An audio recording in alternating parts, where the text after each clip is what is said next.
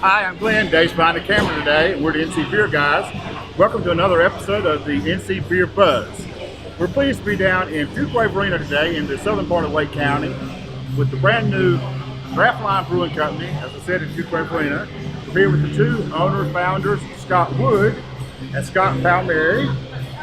And these guys are getting a brand new venture off the ground. We thought we'd come down and see how it's going for them. And let's hear a little bit about what Draft Line's all about. First, thanks so much for having us down today. Absolutely, thanks for coming. And you've been open a little while. We were down a couple weeks ago for the grand opening, but you've been a soft opening and been working for a while before. So far, so good? That's correct. Our first opening day was Saturday. Yeah. Okay, you really did just open. Yeah, we just that was right out of the gate. No soft opening. Let's just. Oh, you went hardcore. We did. Yeah, we took a gamble. We didn't even have, when initially on our interview, we didn't have 2 beers on tap. That was right. The week before the opening. So I'm like, hold on, we're not quite ready. We're not quite ready to open, much less for an interview. That's right. Right. But it went well. It seemed to go great. It went you had to be pleased with the numbers and the crowd that was here. Oh, absolutely. Pleased with the numbers, pleased with what people said, reviews about the beers. More importantly, it's just a great time. A lot of fun. That's what it's all about. We're getting ahead of ourselves a little bit. Let's start with where we came from. You guys had been buddies for a while, or friends, brewed together. How did Draft Line come to be? Give us the backstory. Right from the beginning? Yeah, I'm a contractor by trade. And my father had a subdivision he developed, and I was just a builder in that subdivision. And one day, Scott was out looking for a lot to build a house on. And he contacted me and said, look, I'm interested in building a house here on the lot. I said, you're a builder, let's get together and see what we can do. And things worked out. I was able to build this house, and we developed a friendship from that. And from that came brewing in the garage. Now, were you brewing but then by yourself? Or you were not a home brewer. You were a home brewer already? We actually, when he built the house, very shortly thereafter that I started brewing. And I think it was maybe the second brew, maybe the third the most. Scott came over and was like, what you doing? And we just kind of picked it up, and it was a typical 5-gallon batches in the kitchen. Right. You know, nothing fancy. And as we went, it became not only fun just to brew beer and obviously drink the beer and share with our friends, then we realized we had to brew more beer. So 5-gallon increments went to 10 gallons, then it was 20, and then it was 40, which is actually our homebrew system sitting down there. So we started doing a 40-gallon batches at a time. And at some point it had to grow into, we could do this commercially or as a real enterprise. Oh, sure. I think a lot of homebrewers have that dream to do it for a living. They do, that's right. And, you know, I think we were fortunate enough to put a business plan together and find the backing to get this thing off the ground. Right. And from the time that you really thought it might be feasible to last week, how much time passed?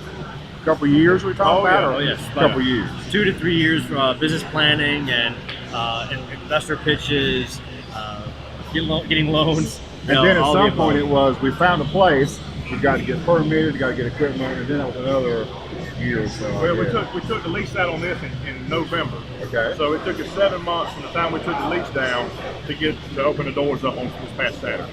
Describe for our viewers where we are in Fuquay and how they find you. We're kind of in the back of an industrial complex. Yep. Yeah, this is complex. It's the old Stevens Supply hardware complex. We're back in the lumber yard area where they kept the lumber, and the actual warehouse we're in now where they made the windows and doors whenever Stevens was open. Okay.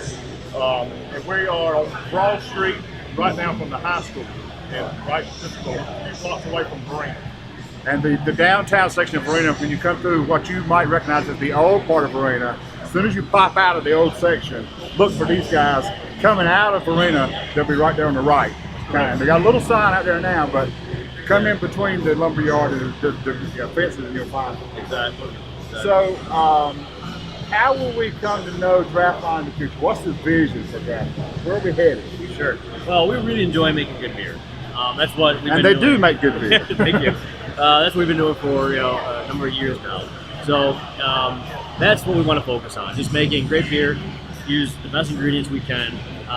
We use some hops that are really hard to get, and it takes a lot of time for some people to find those hops, as Scott can attest to. And you guys were brewers, but you have brought in a professional brewer. Absolutely, yeah. That was a decision you made somewhere consciously along the way, even though you perhaps had the experience to do it on a big scale or could have figured it out.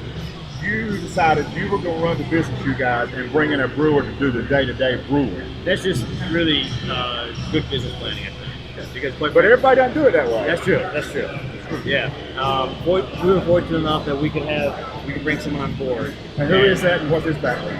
His name is Jamie McMillan. He has brewed professionally in a few other breweries around North Carolina and actually overseas. Great guy. He makes some really, really good beer. And yeah, we love having him. So, and we're going to have some flagships that'll always be known as Draft Line beers, or is it always going to be changing up? I assume flagships. Yeah, oh yeah. Yep. Then one-offs and seasonals too? Absolutely.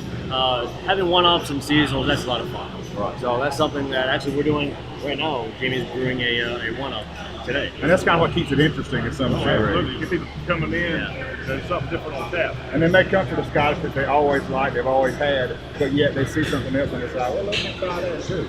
Exactly right, yeah. And it also kind of keeps that homebrew blood going. That's right. You know, that's what we are at heart. We're home brewers, and we're fortunate enough to be able to brew together and have a lot of fun. And for now, you've kept your day jobs, I assume. Yep. And let's see how this grows, and then one day it could be all you do. That's the goal. That's the goal. That'd be a great goal. So for now, where do we find Draft Line beer other than in this great tap room?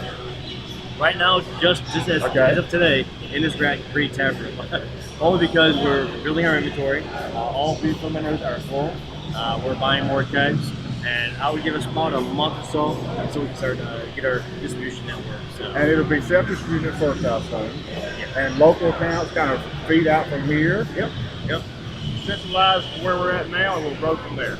So maybe in 6 months around Wake County, Raleigh, Durham, that kind of area to grow. I can see that. Yeah. And ultimately, bottle, can, is there if you even thought that far in advance? We have not made a decision yet which way to go. We've got a lot of room to play with here, so we don't know. We're still going the pros and cons, bottle and can. Right. But I would expect us to package in one way, shape, or form. And at some point, when even before you get big enough to have to distribute, you probably will self-distribute, or you don't know yet? We're talking to distributors already, I guess. We have not talked to any distributors yet. We will self-distribute up to a certain point where it's just not feasible for us to self-distribute it. And it's hard to say where that is. It really is. I've heard a few figures from other local brewers where the number of barrels per year is. So, but that means a man on the road and trucks on the road, and that's a whole enterprise that's more than you have to take on, maybe. Yeah. Right. We'll just see where it goes. We'll just see what our capacity is here. So you're not wedded so much to a plan that you can't veer off in the right direction if you need to. Yeah. We can make our own destiny. Yeah. We're playing it by ear. Let's see where it takes us, and we'll adjust to it. So we always hear this when we talk about a new brewery coming to Wake County or the vicinity. The saturation point. People talk about there's so many breweries opening, and frankly, we've been fortunate here in Central North Carolina to have many breweries opening. We don't particularly see that case. I guess you don't either because you went ahead and opened, even though there's some opening not too many miles away. Sure. If there's room for everybody, what's your take on that? Yeah, I think so. My opinion has always been that we're just building a bigger magnet. You know, we're building a bigger magnet, and the brewing community is just that. It's a community. We're not gas stations fighting for a corner space on the street. You know, so it's a community. So where's the saturation point? I don't know. I've heard different figures of all the beer drinkers that are out there, and how many of those are craft brew drinkers. And it's actually a surprisingly small number. That's right. But it's increasing big time. You take other beer drinkers that drink the other type of beer, and they switch over to craft brew. Case in point, our landlord. When we first moved in, he drank something else. He didn't know craft beer. He didn't know craft beer, and now that's all he drinks. So he was like your first one you had to sell. We converted him in no time. Yeah. Is a lot of what a new brewery does in a place that's not got a big craft beer reputation is bringing the consumers along and that continuing. A lot of people who come in here are non-craft beer people. The first few times they come. Right. So is it important to have something they can drink that's not too far off where they start? I think it's bring important. them along. Yeah, I think it's important. We've got a couple different brews that can cater to that taste. But typically, like I've said, when someone tries a craft brew, then they'll go deeper and deeper and deeper, and eventually craft beer drinks Scotch. And also have somebody behind the bar that can educate them and bring them along. I think that's important. You guys talked last weekend about somebody who knows the beer being here to talk about it. Absolutely.